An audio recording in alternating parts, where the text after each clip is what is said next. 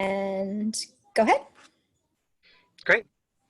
Well, this is another one of our Meet the Candidate forums. Today we have Helen Johnson here. She is running for a state Senate seat out in the Oak Harbor area. And we're just delighted that you joined us, Helen. We've been doing a series of these forums with candidates. They typically last about 30 minutes in scope. We have the same set of questions for each candidate, and then we open it up. You have a couple of folks from your potential legislative district on the Zoom call, so we're glad they're here with us, and parents of kids. Just as a reminder, again, I'm Joel Ryan. I'm the executive director of the Washington State Association of Head Start and ECAP. We are a C3 membership-based organization. Our members are Head Start and ECAP programs, and of course, the staff, parents, and then we're advocates for the children that are enrolled in these programs. So we're delighted that you made it today. What we're doing after these forums are over, we post the forum on our social media site and send it out to our list of contractors or providers. And obviously you can do whatever you like. We'll send you a copy of the recording as well, so you can use it in your campaign or whatever you like to do. Okay. So again, we're very happy that you decided to join us, and that's where we'll begin tonight. Is I wanted to ask you just to introduce yourself, and why did you decide to come to a forum that specifically focused on children and families? And thanks again for joining us. Well, it's my great pleasure to be invited. I am Helen Price Johnson, and I'm running for the state senate in the 10th, which is a very swing district. And we have not had a senator that was advocating for our families and children for a while now. I've been a local government official. I've served as an Island County Commissioner for 3 terms now for 12 years. And prior to that, I served on the South Woodbury School Board. I got interested in the school board because I'd become so involved in our local PTA. I'm a past PTA president, Golden Acorn Award winner. But I really was active on the legislative steering committee in my PTA and traveled to Olympia to advocate for school issues and children's issues. Most of my life. My husband and I have 4 grown children now and 3 grandchildren, and I'm a small business owner. We've run a small construction company here on Whidbey Island for the last 25 years. And I was able to run that business off my dining room table, which was great because it made it for a flexible schedule so that I could, help with the kids and work in our church and coach soccer and all those things that you do when your kids are growing up. But I firmly believe that we need to make sure that we are investing in the next generation and the generations to come. I know that those dollars, those public dollars, are the best investments we can make for our future, and they have the biggest return on investment. When you invest in early childcare and kids can get off to a strong start and be ready for school, they will be more successful. If you can have any kid that graduates with a high school diploma, their health outcomes for the rest of their lives will be more positive. It isn't the diploma that makes it that way, but it's the experience of knowing that you have completed a high school education and how that launches you. And the relationships that you make through that process. So making sure we have quality education, quality childcare, and healthy places for kids to be are high priorities for me. I'm happy to answer your questions. I could talk more about what I've done around workforce housing or preserving open space, all those kinds of things, but I think I'd rather just respond directly to your questions. Oh. Well, thank you. Thanks. I'm going to turn it over to Yuval, who's our MC, and he'll lead us through our series of questions. So, Yuval. Thanks, Joel. So today we have a series of questions that will be asked by a team of parents who are already know what questions they'll be asking. And so when it's their turn, they will jump in and ask it, but I will start with the warm-up question for you, which is, since our forum is focused on young children and families, what was your favorite children's book growing up and why? My favorite children's book growing up was I read a book called Caddy Woodlawn when I was about 9 years old, I think, and it was about a pioneer girl that and how she became independent and explored the world. And that was, I was living in a rural area with a lot of woods around my house, and so that was empowering for me, about how a young woman could become independent and really get find her independence in the world and use her voice. So that's the one that pops into my head. Awesome. Thank you so much. Yeah. April? Actually, passing this one to Carolyn. Okay. Okay, thank you. What is your definition of early learning? Oh, wow. So I know that as a mom, kids begin to learn right away. I mean, in fact, I was one of those moms that played music while I was pregnant, so that and talked to my child as they were growing. But I really think that early learning in general, where the state is concerned, has to do with the pre-K early learning programs, preschool programs that kids can have, and making sure that it is delivered either at home or in a quality childcare or early learning educational facility or program. So it has to do with empowering kids to be ready, I think, to be school ready and to have a sense of themselves and in community. Great. Thank you. Thanks. Commissioner Christina? Price. Hey, hi. Hi. So research shows that investments in a comprehensive early childhood education pay off, particularly for disadvantaged children and families. ECAP is a high-quality, comprehensive early learning program that serves some of the most at-risk families. Do you support increasing ECAP funding? Why or why not? Oh, I do. I think that expanding access to ECAP is a great strategy. It's a proven model. I became familiar with ECAP during my time on the South Whitby School Board and the program that we had there. And there were always a waiting list of families trying to get in. I can only imagine how difficult it must be during COVID to provide enough space for the kiddos and the safety of the teachers. But so in the short term, we definitely need to make sure that there's added capacity to meet the challenges of the pandemic. But I think expanding that program so that more families have access to it would be a high priority.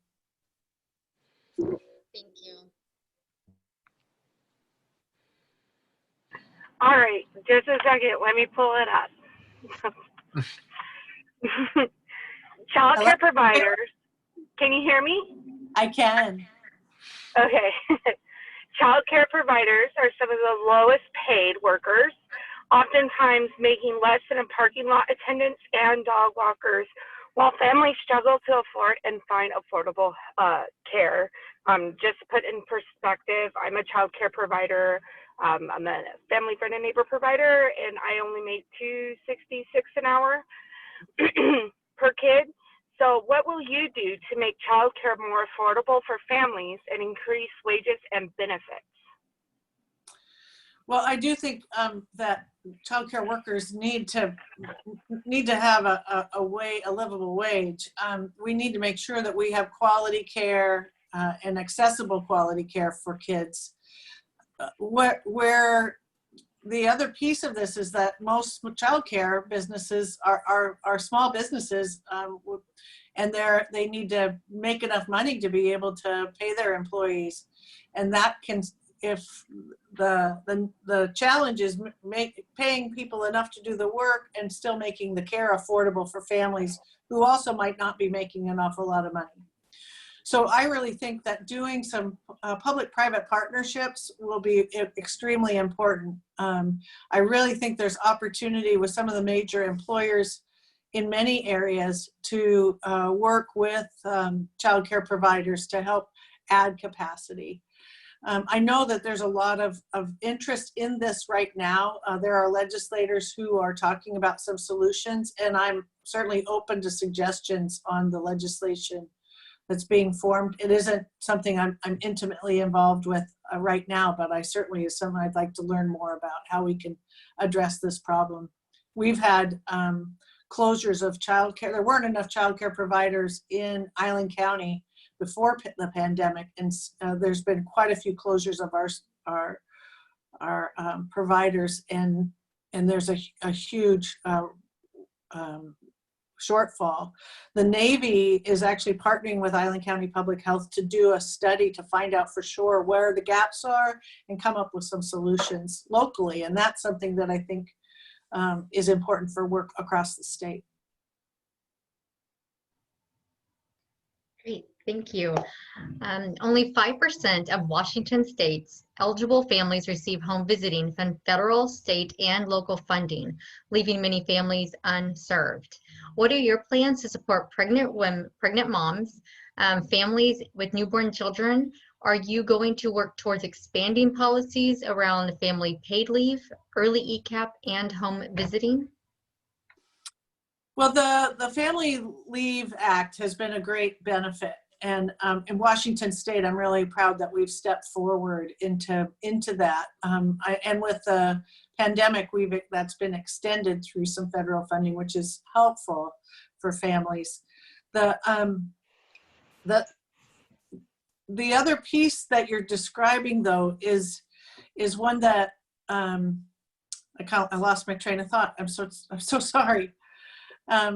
What was the first piece of your question? Can you repeat it for me? Sure. No, of course I can. Only 5% of Washington state's eligible families receive home visiting. The home visiting program. I'm sorry. Yes. Oh, that's okay. The county, our county has been investing in a Welcome New Baby program, and I do think that it has very positive outcomes. I would like to see more integration with the school districts, actually, of school nursing, the county health, public health work, and the mental health services, so that so that families don't have to try to access 4 different systems to get the services that they need. And I think particularly in rural areas, I think there's a lot of opportunity to weave those services together better, so that when a family is engaged either in an early learning program or a K-12 program, that there can be wraparound services made available, and that they could be identified through the pediatrician or through the school district, but so that we can help prevent families from having crisis, and that they can get the services they need early to have the best success, so that kids can have the best chance of success. Thank you. Prior to COVID-19, 1 in 11 children were homeless. Due to the pandemic, we have seen an increase in homeless children and families. What will you do to ensure children have a safe and stable housing? Housing is a crisis for all around our area, and so I've led a task force to look at affordable housing needs in our area, particularly, and look for those opportunities where we can expand capacity. It really takes an investment of infrastructure to get more multifamily housing, more rental units built. I'm a strong advocate of public infrastructure that can help lower the cost, so that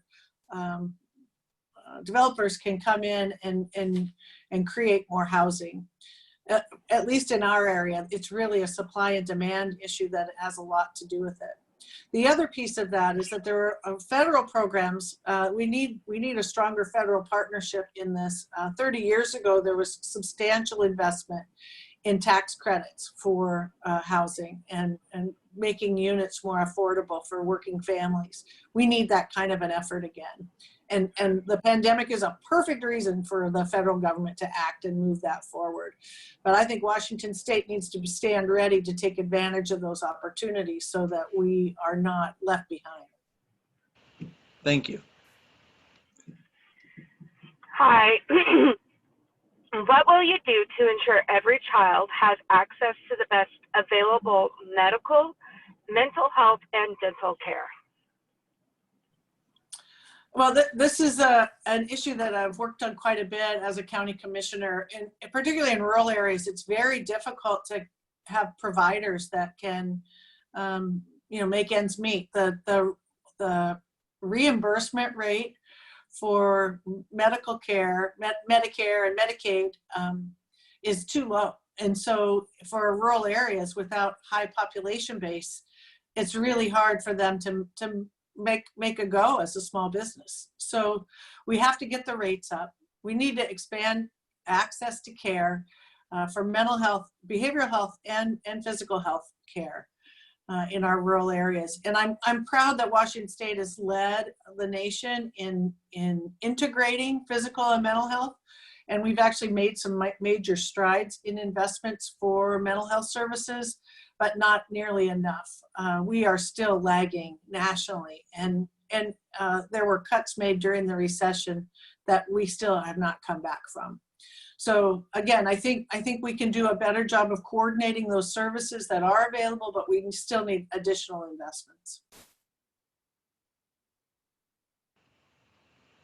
Thank you. April? No, Carolyn. Oh, Carol, sorry. I have the wrong script, I think. Hi, Karen. Okay. Hi. Okay. Early learning is about 1% of the state's budget. In your opinion, is the state of Washington investing sufficiently in early childhood education? No, I don't.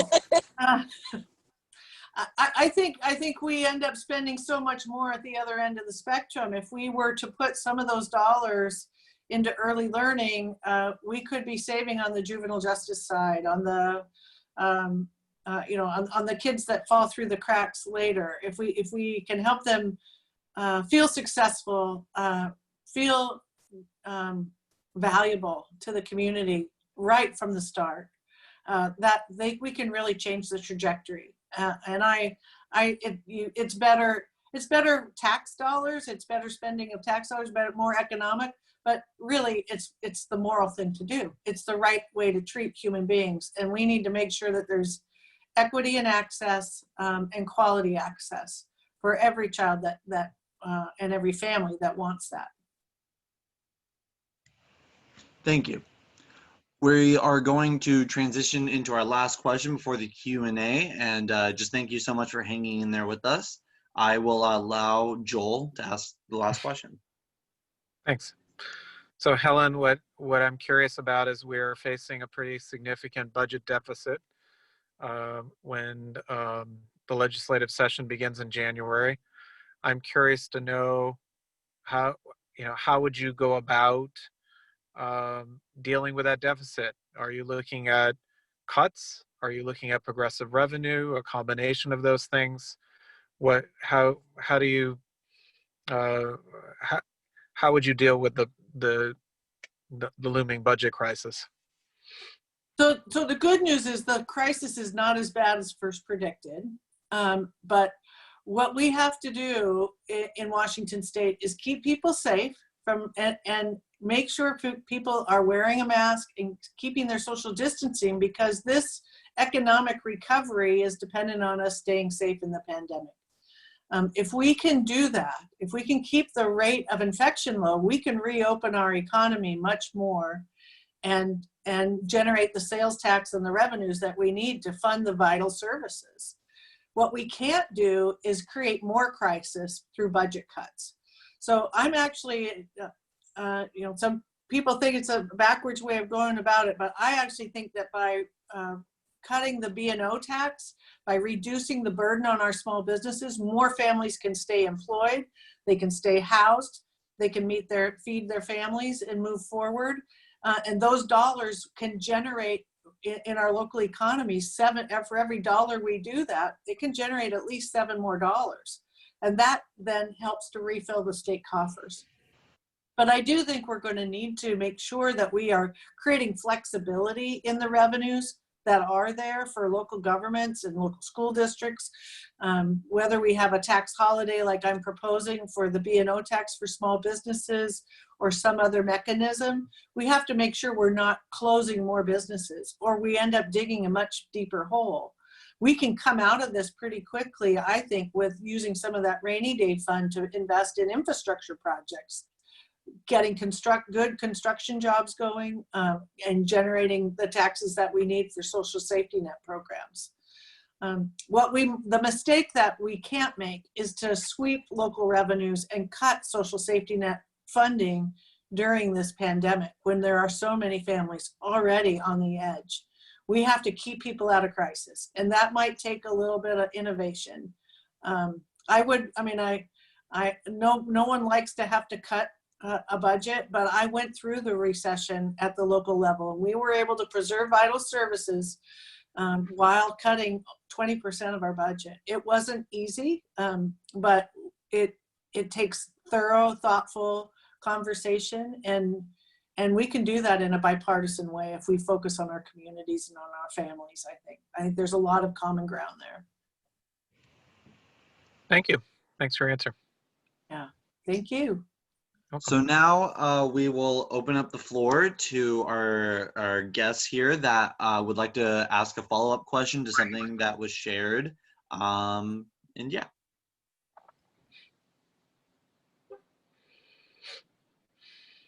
I have a follow-up question. So with the U.S. Census Bureau doing the census this year,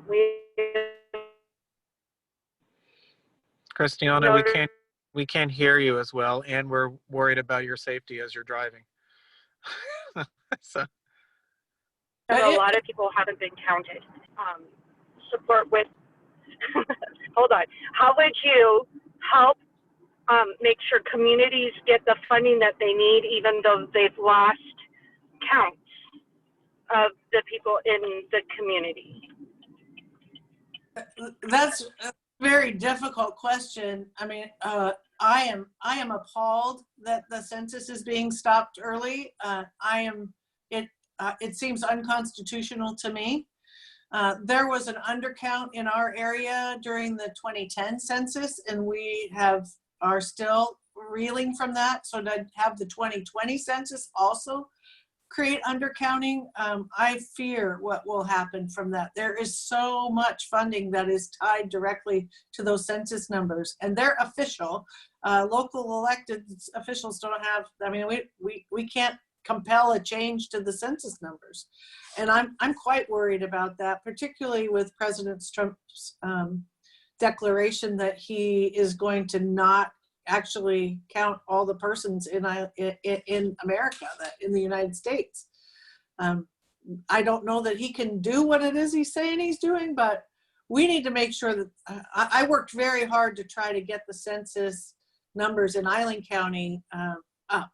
We did a lot of outreach. I serve on the Whidbey Community Foundation. We were active partners in the nonprofit side to make sure that the clients of our local nonprofits were having access to the census. The numbers still are not high enough, and I know they could be increased, but I think, today's the last day. So that's just really frightening. I share your concern. I wish I knew how to fix it. I don't.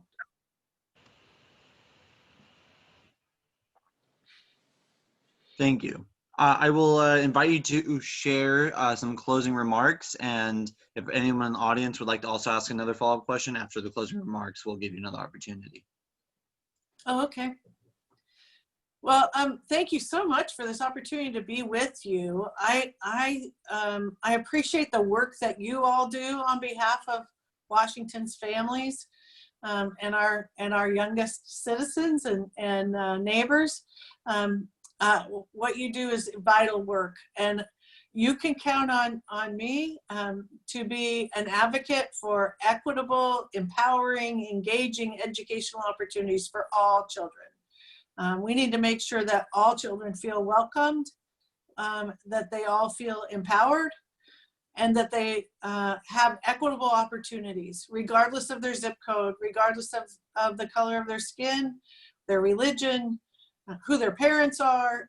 We need to make sure that we're investing in our children in Washington State. And I think that is how, why our Constitution calls out the mandate for funding education, because I think our forefathers understood just how important that is for our communities. I'm grateful to live in the 10th Legislative District. I would welcome your support.